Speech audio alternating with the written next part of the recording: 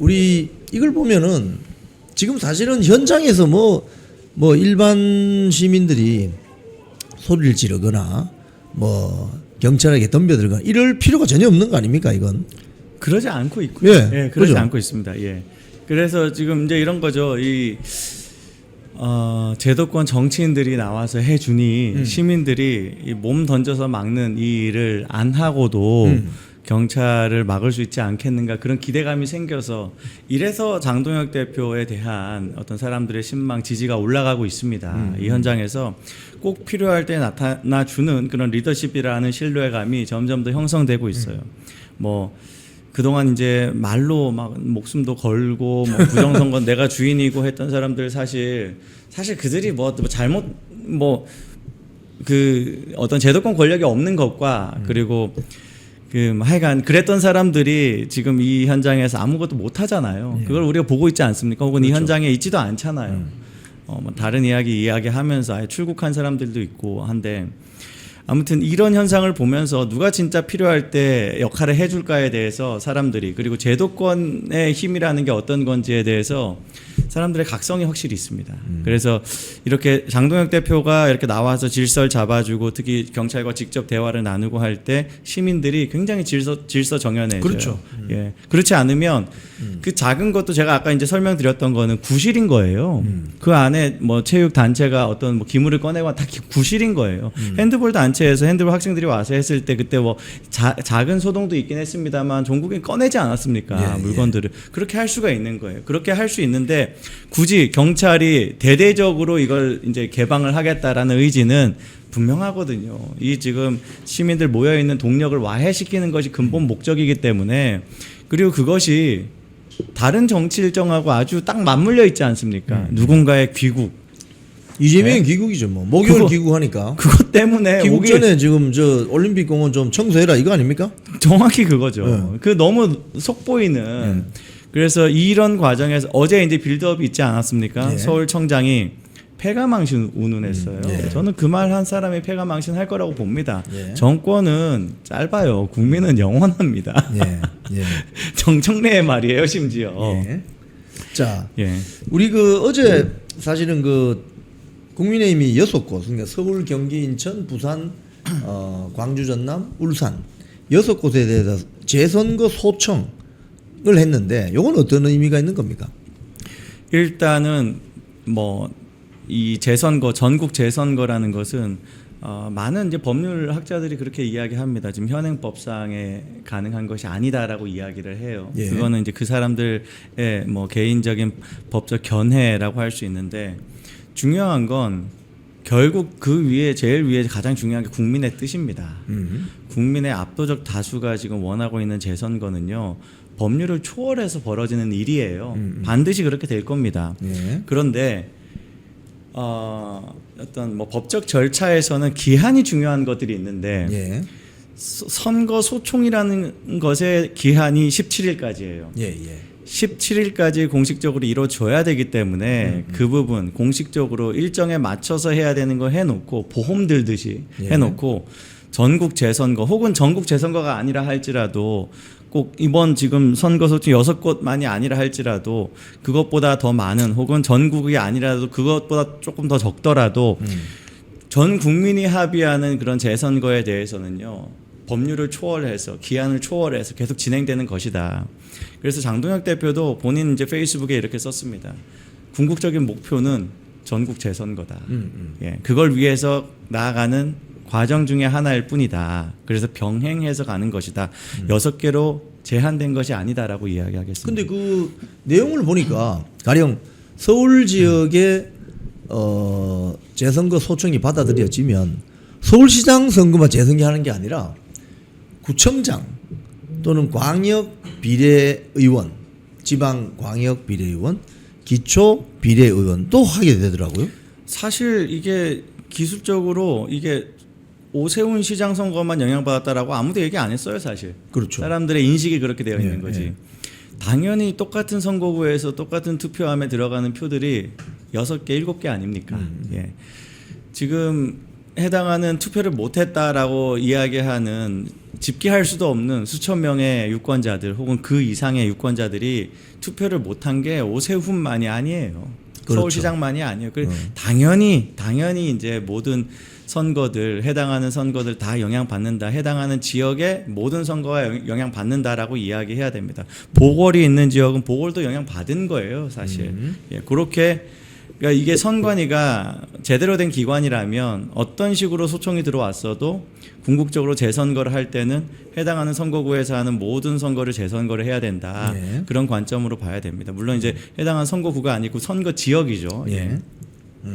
지금 그 국민의힘 지지율 오늘 아침에 그 여론조사 기관 공정 예. 이 한글 보니까 오차 범위 밖으로 확 벌어졌어요. 국민의힘 지지율이 민주당을 완전히 역전시켜 버렸는데 이거 어떻게 보십니까? 10.9%까지 차이 나더라고요. 그러니까요. 오차 범위가 6.2%인데 6.2죠. 예, 2% 포인트인데 예. 확 벗어나 버렸습니다. 전국 기준으로 1000명 조사할 때 오차 범위 3.1%입니다. 플러스 마이너스 더하면 6.2%고 그걸 확 넘어섰다는 건 이제 완연하게 국민의힘이 전국을 주도하고 있다라는 의미예요. 그러니까 물론 이제 이재명이 여전히 대통령이고 이재명 지지율이 어쨌든 한 절반 정도 된다. 그 해당하는 여론조사 기준입니다. 절반 정도 된다라고 할지라도 야당이 이렇게 지지를 많이 받고 있고 특히 국민 가장 많은 관심을 받고 있는 이슈에서 리더십을 발휘하고 있으면 레임덕 걸리는 겁니다. 그렇죠. 레임덕이 온 거예요. 레임덕이 온 거죠, 뭐. 그러니까 이게 뭐 민주당하고의 지지율 상관관계가 없지 않지만 이재명의 지지율과의 상관관계가 굉장히 강력하거든요. 이재명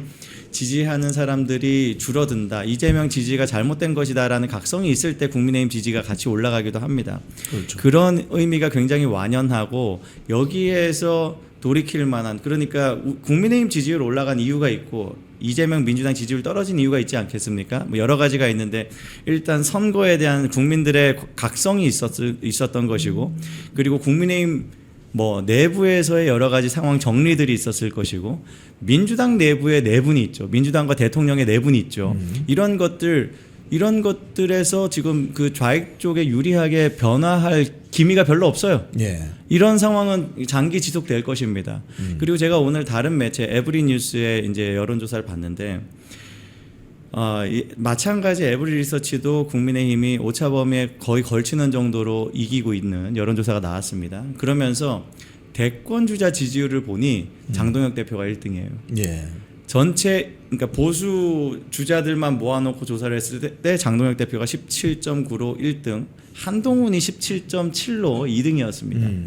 오세훈은 3등이었고요. 예. 그런데 국민의힘 지지층만 모아놓고 보니까 장동혁 대표의 지지가 굉장히 커요. 30%가 넘어가는. 그래서 예. 2등과의 격차를 많이 벌립니다. 예. 지금 이러니 지금 친한계는 굉장히 지금 멘탈이 흔들리고 있습니다. 어제까지만 하더라도 국민의힘 지지율 올라가는 게 오세훈과 한동훈 덕이다라고 말 같지도 않은 그런 프레임을 걸었었는데 정말 웃음 나오는 소리잖아요. 예. 그런데 오늘 여론조사에서 한동훈과 오세훈이 같이 있는 자리에서 장동혁 대표가 국민의힘 지지층에 30% 넘는 지지를 받고 1등을 했다. 2등과 현저한 차이로 1등을 했다. 예. 이러니 지금 그들의 논리가 꼬이고 있는 것입니다. 예. 국민의힘 지지율 상승에 대해서 장동혁 대표를 제외하고 볼 수가 없는 상황이 되어버린 거예요. 예. 그래서 이번 주에 뭐 의총을 하니 많이 뭐 그런 이야기를 하지만 여러분들이 이제 그 정점식 원내대표의 입을 한번 주목하시길 제가 예. 부탁을 드리겠습니다. 특히 한동훈에 대해서 그냥 원론적인 이야기하는 거에 영향 받으실 필요가 없어요. 그 외에 주요 중앙 정치 사안에 대해서 어떻게 논평하는가를 보면 되는데 친한계 그리고 한동훈을 포함해서 죄다 이 어떤 선거 문제에 대해서 부정선거 음모론자들의 어떤 움직임이 있다라고 비난을 합니다. 그래서 자기들이 거기를 안 가는 것처럼 이야기를 하고 있어요. 그러니까 예. 딱 그 좌파 매체가 이 동력을 꺾기 위해서 하는 가짜뉴스에 가짜뉴스 자기들도 활용하는 입장인 것이죠. 예. 그런데 정점식의 입을 보면 이 선거 재선거 문제에 대해서 진지합니다. 전국 재선거에 대해서도 추진해야 된다라는 입장을 당연히 가지고 있고 오늘 원내 대책회의에서도 선거 소청을 하게 된 부분에 대해서 본인 스스로도 이제 브리핑을 하는데 이것이 반드시 필요한 일이다라는 강력한 동기를 가지고 설득력 있게 하더라고요.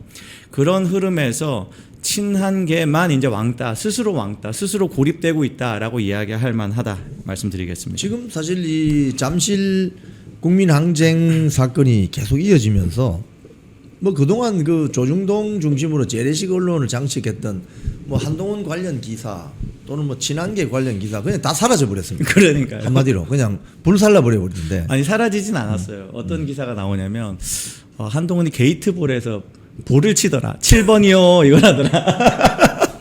그리고 한동훈이 선거 때 그 쫄쫄이 고무줄 들어간 셔츠를 입더라.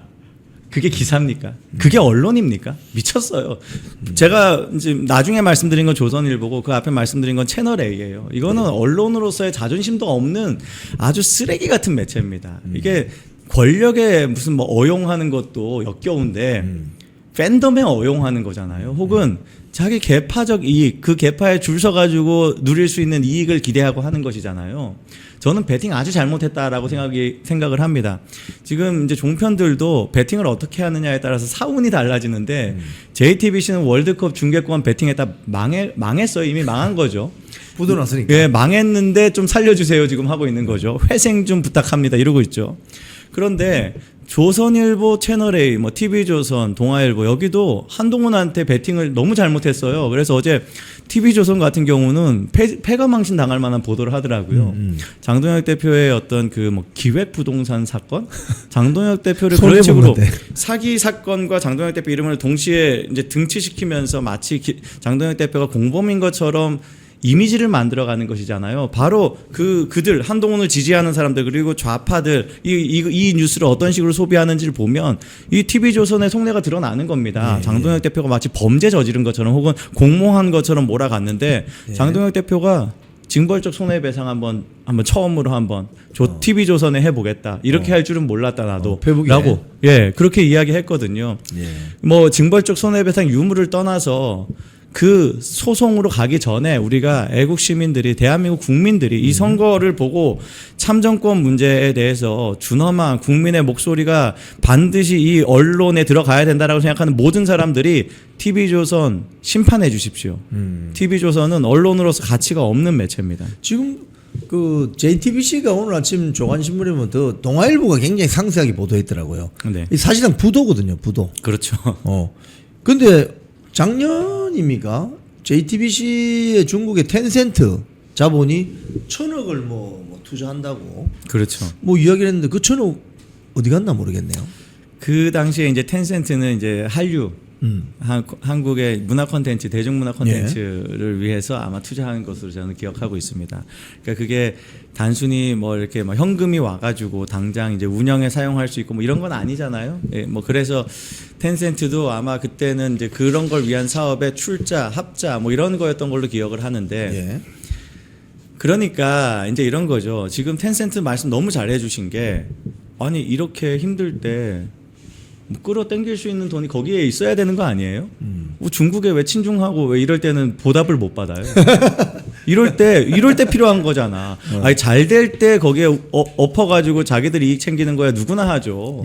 그런데 이렇게 어려울 때 돈을 주고 살리는 회생시켜주는 그런 엔젤 투자를 한번 받아보라고요 중국한테. 안 한다니까. 안 한다니까. 왜냐하면 그 전체주의 국가 세력은 적당히 가지고 놀다가 버립니다. 그렇죠. 사실 미국이라는 자유주의 국가는 대한민국 경제 발전 위해서 많은 선 효과를 발휘했는데 또 뭐 영국이나 독일도 마찬가지인데 전체주의 국가들은 그렇지 않습니다. 적당히 필요한 만큼 가지고 놀다가 버려버려요. 그렇죠. 그래서 스탈린이 한 이야기가 있습니다. 자유진영 국가에서 공산주의 독재 정당을 돕는 서구의 지식인들을 뭐라고 했느냐, 쓸모있는 바보들이라고 했습니다. 자, 우리 오늘 방송 내용 한번 정리해 보죠. 우리 오늘 현장 그림 한 번 더 보여드릴까요? 지금 현장에서 장동혁 대표가 연좌농성에 들어갔습니다. 네, 우통 벗고 연좌농성에 들어갔습니다. 2- 아까 1번 게이트인가 김민수 최고위원하고 앉아버렸습니다. 네, 저렇게 눌러 앉아야 됩니다. 저는 저게 맞다고 봐요. 그러니까 국민들이 예. 이거 비폭력 저항하면 되는 것이거든요. 결국 지금 경찰이 의도하는 게 뭔지 우리 다 알잖아요. 다 알죠. 예, 아까 네. 이제 명분을 이야기했지만 그 명분 작동하지 않습니다. 그러니까 그 각급 단체 그 체육 단체들이 물건을 꺼낸다면 지금 장동혁 대표랑 협의하면 다 꺼내게 해줄 협의할 거예요. 수 있죠. 예, 한 명씩 이렇게 참관 붙어가지고 어. 선거 기물들 건드리는지 여부만 확인하면 다 가져갈 수 있습니다. 핸드볼 공도 가져가세요. 네, 다 공도 가져가세요. 가져가고 뭐 펜싱 칼도 가져가고 뭐 다 가져가면 되지. 빨리 그걸 다 가져갈 수 있도록 경찰이 협조해야 돼요. 그렇죠. 그걸 자기들도 핑계 삼아서 지금 뭔가 이렇게 갈등을 키우는 거 아닌가 오히려 그 의심을 받습니다. 지금 저 현장을 보니까 저기 엄청나게 덥습니다. 낮에는 복사열이 그냥 이 콘크리트 아스팔트에서 후끈후끈 달아오르는데 맞습니다. 지금 김민수 최고위원하고 장동혁 대표가 앉았습니다. 저 이제 제가 받을 때는 국민의힘 국회의원들 다 나와야 됩니다. 지금 110명. 배현진, 박정호는 저 지역구잖아. 어디 갔어요, 저 그 두 사람은? 저기서 부르고 있어요. 아, 지역구 국회의원이 어디 갔냐고. 나 이해가 안 됩니다, 저거. 저 현장에서 지금 배현진, 박정훈 이름이 지금 울려 퍼지고 있습니다. 오라고. 물론 오면 꺼지라고 하겠지만. 지금 참 고맙게도 우리 김웅준 예. 청년의 소리 TV가 지금 현장에서 지금 중계를 하고 있습니다. 자, 오늘 우리 이 오전 우잘사 방송 영풍 TV와 우잘사 TV를 통해서 동시 이원 생중계로 어제부터 하고 있습니다. 보니까 양쪽 시청자 수를 다 합치면 한 4, 5천 명 됩니다. 여러분 감사합니다. 그리고 영풍 TV 보시는 분들은 우잘사 TV 구독을 꼭 좀 해주시기 바랍니다. 지금 한 3만 3천 명 넘어가는데 곧 10만 명 만들도록 하겠습니다. 자, 우리 마지막으로 한 말씀 해주십시오. 네. 예, 뭐 지금 친한계들이 지금 완전히 멘탈이 붕괴됐다라고 해요. 그러니까 자기들이 이번 주쯤에 대안과 미래죠. 이번 주쯤에 의총을 하면 장동혁 대표 버티겠냐, 내려올 것이다, 한번 밀어붙여 보자, 뭐 이런 생각을 한 것 같은데 그거 하기도 전에 의총 날짜 잡았나요? 잡았는지 여부도 모르겠습니다.